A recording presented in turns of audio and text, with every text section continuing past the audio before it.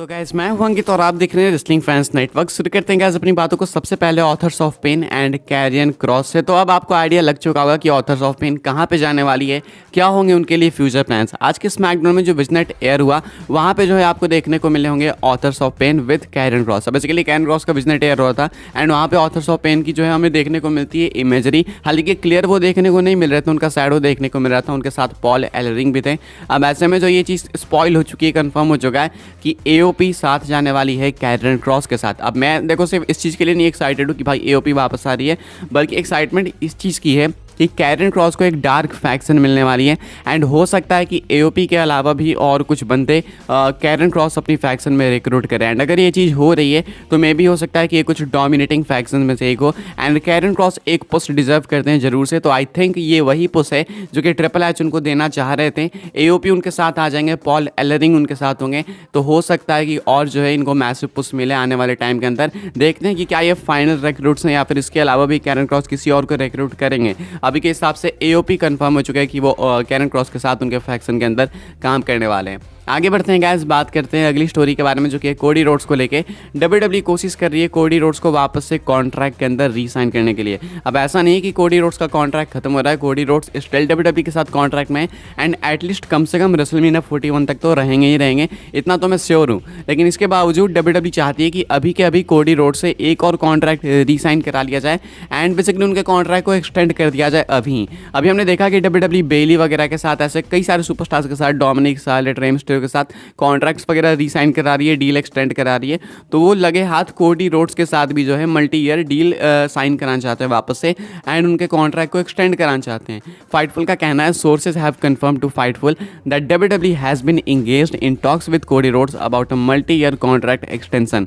Based on what we are told, WWE is trying to lock him down long term. Of late, WWE has extended the contracts of Bayley, Charlotte Flair, Rey Mysterio and Dominic Mysterio. Rhodes would be a monumental re-signing for the company. तो यहाँ पे जो बताया जा रहा है कि WWE अभी कोडी रोड्स के साथ टॉक्स के अंदर है, एक डील चाहती है WWE, एक multi year deal and contract extend करना चाहती है। अभी कॉन्ट्रैक्ट एक्सपायर होने में टाइम है, लेकिन अभी WWE चाहती है कि कोडी रोड्स को सिक्योर कर ले एंड अभी जो डिस्कशंस चल रही है। तो हो सकता है कि ये भी बहुत ही जल्दी री-साइन कर ले वापस से WWE के साथ एंड एक लंबा कॉन्ट्रैक्ट इनको हो सकता है WWE दे में भी हो सकता है 2027-2028 तक, इतना लंबा कॉन्ट्रैक्ट हो सकता है, मुझे ऐसा लगता है। बाकी अभी के हिसाब से ये कुछ अपडेट है कि Cody Rhodes the American nightmare ये भी अभी ही इसी टाइम पे जब बाकी सारे सुपरस्टार्स जो हैं री-साइन कर रहे हैं कंपनी के साथ, एक नई एक्सटेंशन को साइन कर रहे हैं, उसी टाइम पे हो सकता है कि अमेरिकन नाइटमेयर कोडी रोड्स भी WWE के साथ एक नई डील इंक करे एंड अपने कॉन्ट्रैक्ट को एक लॉन्ग टर्म कॉन्ट्रैक्ट बनाए एंड एक्सटेंड करे उस चीज़ को। आगे बढ़ते हैं गैस, बात करते हैं अगली स्टोरी के बारे में जो कि है शार्लेट फ्लेयर को लेके। तो शार्लेट फ्लेयर के रिटर्न को लेके एक टाइमलाइन निकल के सामने आई है कि आखिर कब तक आप लोग एक्सपेक्ट कर सकते हो इनका रिटर्न। अब ये तो हमें पता है कि 9 महीने एटलीस्ट शार्लेट गैप रहने वाली है, तो डब्ल्यूडब्ल्यूई ने खुद से ही बता दिया।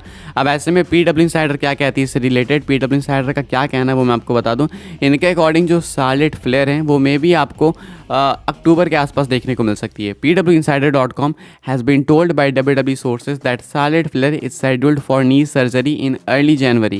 If the 9-month estimate that was publicly stated by WWE is true, that would put her at an October 2024 return. तो PW Insider को WWE के sources ने बताया कि जो शार्लेट फ्लेयर हैं वो अर्ली जनवरी यानी कि जनवरी के स्टार्टिंग में नी सर्जरी के लिए जाएंगी, यानी कि अपनी नी सर्जरी डन कराएंगी। एंड अगर WWE ने सही कहा है कि 9 महीने के बाद शार्लेट का रिटर्न होगा, तो वहाँ से अगर 9 महीने काउंट करेंगे तो अक्टूबर तक हम लोग जाएंगे, यानी कि अक्टूबर 2024 में इस कंडीशन के हिसाब से शार्लेट का रिटर्न हो जाना चाहिए।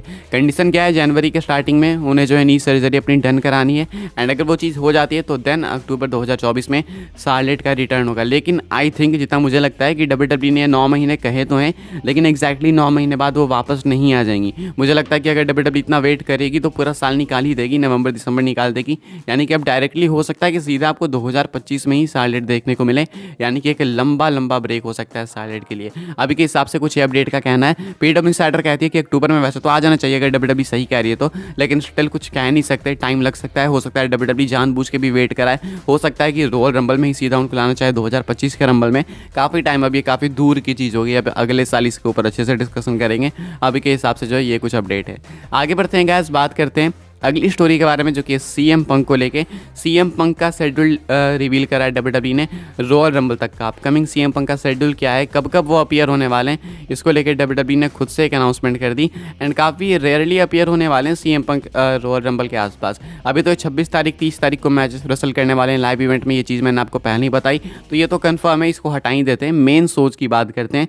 रॉयल रंबल से पहले सिर्फ और सिर्फ 2 शोज के लिए एडवर्टाइज्ड हैं सीएम पंक। दोनों मंडे नाइट रॉ है, एंड एक है 8 जनवरी का मंडे नाइट रॉ, एंड दूसरा है 22 जनवरी का, यानी कि जो डे 1 का रॉ होगा वहाँ के लिए भी एडवर्टाइज नहीं है सीएम पंक। एडवर्टाइज है वो उसके बाद वाले रॉ के लिए, एंड एक जो गो होम शो होगा मंडे नाइट रॉ का रॉयल रंबल के लिए, वहाँ पे एडवर्टाइज्ड हैं। तो सिर्फ ये 2 मंडे नाइट रॉ के एपिसोड से जहाँ पे कि CM Punk best in the world appear होने वाले हैं। अभी के हिसाब से रॉयल रंबल से पहले कुछ इस तरीके से सीएम पंक अपीयर होते हुए आपको डब्ल्यूडब्ल्यूई प्रोग्रामिंग पे देखने को मिलेंगे। ये कुछ है इनका शेड्यूल। क्या आपको लगता है ये बहुत ही ज़्यादा ऐसे कम हो गया, या फिर आपको लगता है कि डब्ल्यूडब्ल्यूई सही कर रही है? कमेंट करके बता सकते हो। आगे बढ़ते हैं गाइस, बात करते हैं अगली स्टोरी के बारे में जो कि है टिकट सेल्स को लेके। तो सीएम पंक 26 तारीख को रसल करने वाले हैं डोमिनिक मिस्टीरियो के against at MSG Madison Square Garden. And इसकी टिकट सेल्स कितनी है, बताया जा रहा है कि अराउंड 15,000 टिकट्स डब्ल्यूडब्ल्यूई ने इस लाइव इवेंट के लिए बेच दिए हैं। अब वैसे ही ऑलरेडी एमएसजी का इवेंट है तो बड़ा इवेंट होता है, टिकट्स बिकते हैं, लेकिन 15,000 टिकट्स भाई, ये Monday night and Friday night SmackDown से भी ज़्यादा की क्राउड हो गई। जब इतने ज़्यादा जो है लोग आते हैं तो मुझे लगता है डब्ल्यूडब्ल्यूई को इसको ढंग से शूट करके टेलीकास्ट भी कर ही देना चाहिए मेरे अकॉर्डिंग। तो लाइव मत करे, बाद में कर सकते हैं। बाकी अभी के हिसाब से 15,000 लोग, एंड स्पेशली सीएम पंक के अनाउंसमेंट के बाद 5,000 से ऊपर टिकट्स बिक चुके हैं पिछले कुछ हफ्तों के अंदर, पिछले 1-1.5 हफ्ते के अंदर। तो ऐसे में ये कुछ जो है बताया जा रहा है कि सीएम पंक के अनाउंसमेंट ने, सीएम पंक की अनाउंसमेंट से टिकट सेल्स काफ़ी ज़्यादा बूस्ट हो गई है एमएसजी की। आगे बढ़ते हैं गैस, बात करते हैं अपनी आखिरी स्टोरी के बारे में जो कि जल्दी से कवर करेंगे। ये है स्टेज चेंज को लेके, रॉ एंड स्मैकडाउन के स्टेज चेंज को लेके।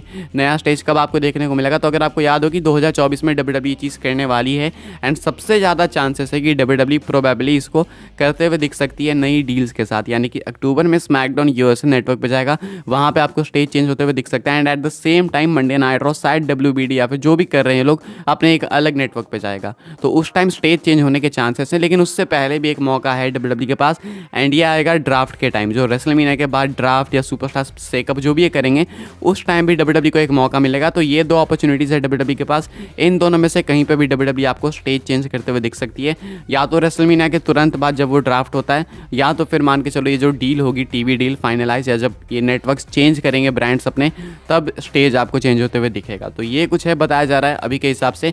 ये 2 अपॉर्चुनिटीज़ है, ये 2 टाइम है जहाँ पे कि आपको स्टेज चेंज देखने को मिल सकता है, आप एक्सपेक्ट कर सकते हो अभी के हिसाब से। गाइस इस वीडियो के लिए यही कुछ अपडेट्स है। आई होप सो आपको इन्फॉर्मेशन मिली हो तो वीडियो को लाइक करें, शेयर करें, सब्सक्राइब करें चैनल को, ताकि आने वाले टाइम में आपको और भी ऐसी डब्ल्यूडब्ल्यूई की न्यूज़, रूमर, अपडेट सब कुछ टाइम टू टाइम मिलते रहे।